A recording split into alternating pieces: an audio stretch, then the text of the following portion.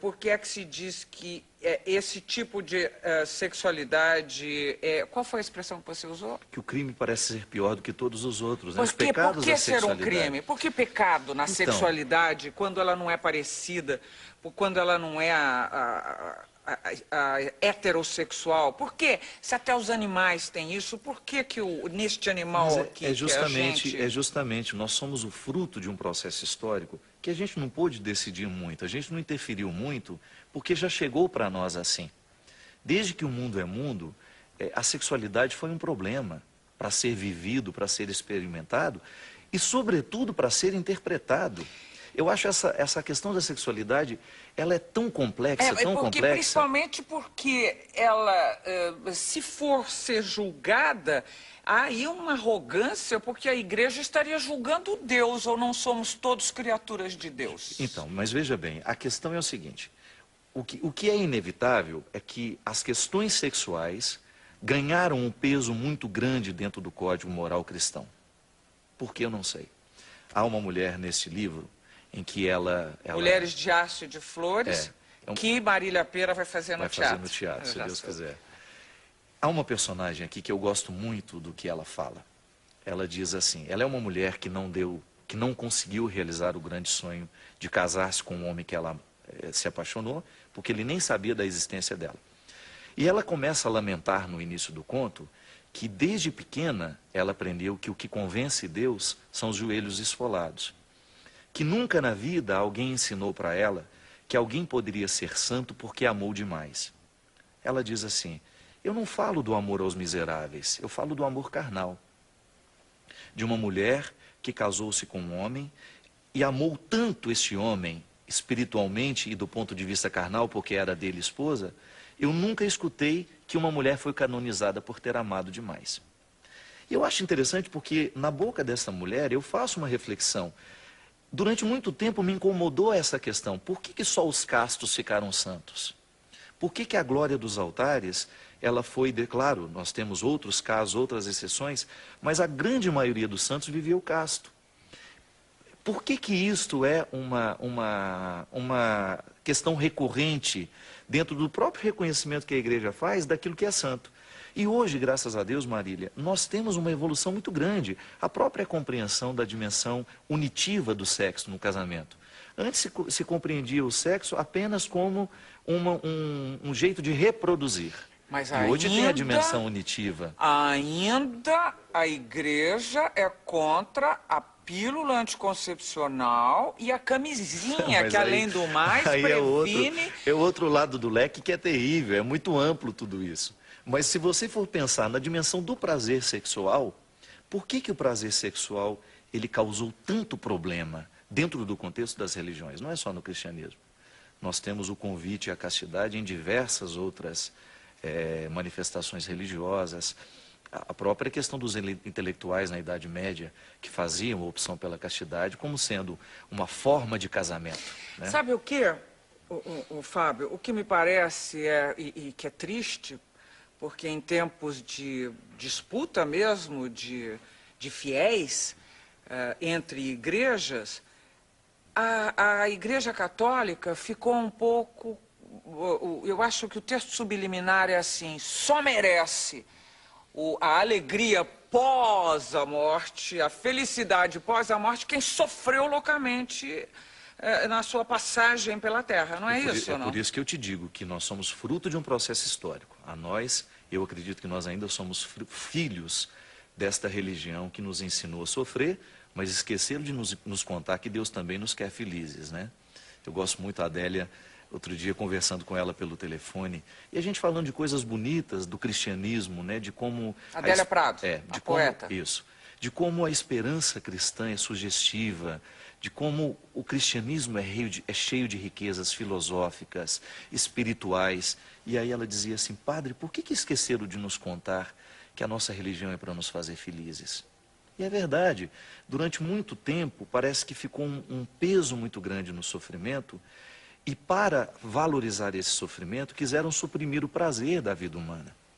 E hoje, Marília, é claro que a igreja está correndo para poder ter o discurso certo. A igreja é movida pela ação do Espírito e nós acreditamos nisso. Os pecados do passado estão sendo corrigidos e nós queremos entrar dentro do contexto da sociedade como uma figura positiva que está aqui para fazer uma proposição de valores pautados na vida de Jesus. Os valores que nós ensinamos estão diretamente ligados a Ele.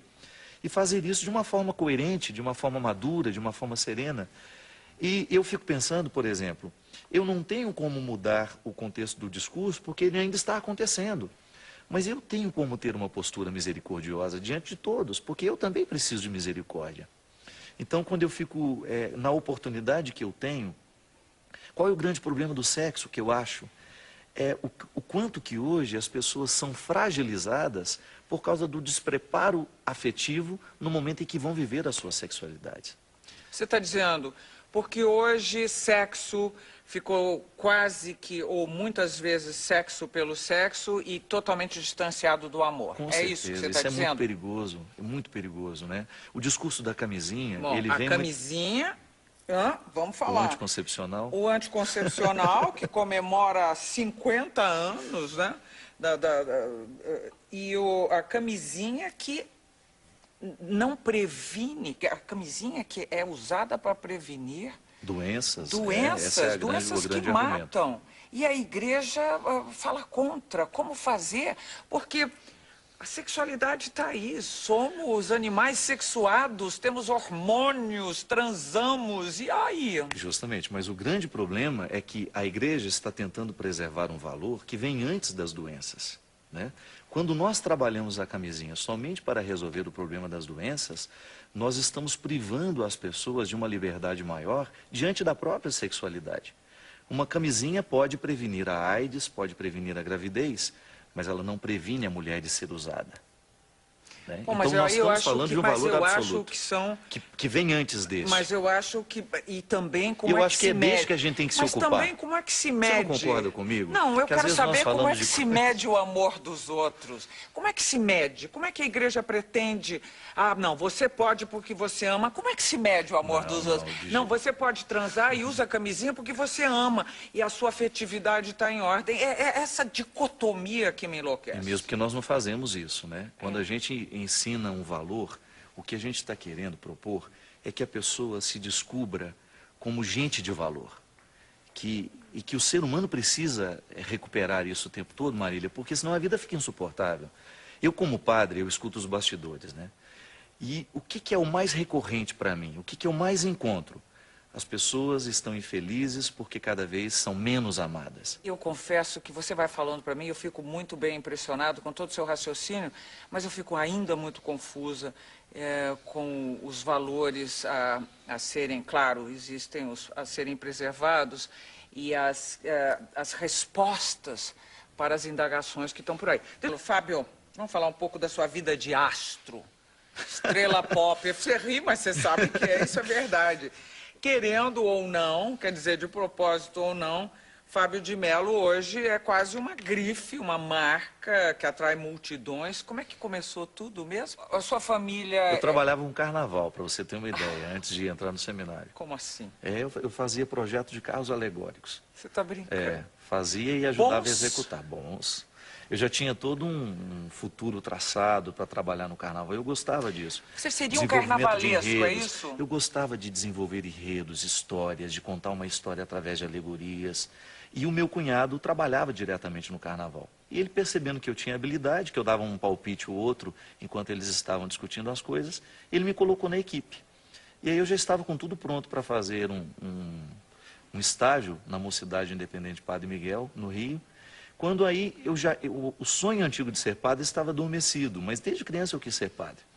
E aí quando eu fui para o Seminário de Lavras, eu me encantei com o lugar, com a disciplina que aqueles meninos viviam, com a oportunidade de ter a vida que eles tinham. Uma vida muito regrada, muito disciplinada e a oportunidade do crescimento que aquele lugar me traria. E eu fui com todas essas motivações muito adolescentes, e fui descobrindo uma vocação muito verdadeira dentro de mim. Mas você ainda gosta de carnaval? Gosto. Você é fã sim. do Paulo de Barros, por exemplo? Gosto demais, eu gosto demais. Eu sempre... carnavalesco. Eu gosto de arte, Marília. Eu acho que todo mundo que tem a oportunidade de contar uma história através de um símbolo, isso merece o profundo respeito da gente.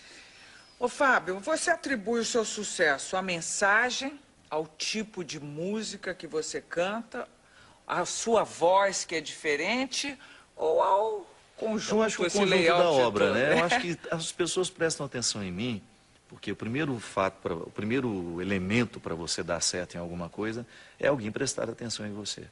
Eu sinto que desde menino a minha fala ela era muito humana o tempo todo. Mesmo quando eu falava de religião, eu falava a partir dos signos humanos, das realidades humanas. Eu gosto do cotidiano, eu sou um ser humano extremamente simples no meu dia a dia. Eu gosto dessa simplicidade porque nela eu descubro um motivo para conectar com aquilo que é a minha missão, evangelizar. Essa oportunidade feliz que eu tenho de saber que tudo o que eu faço não tem outro objetivo senão fazer do bem às pessoas.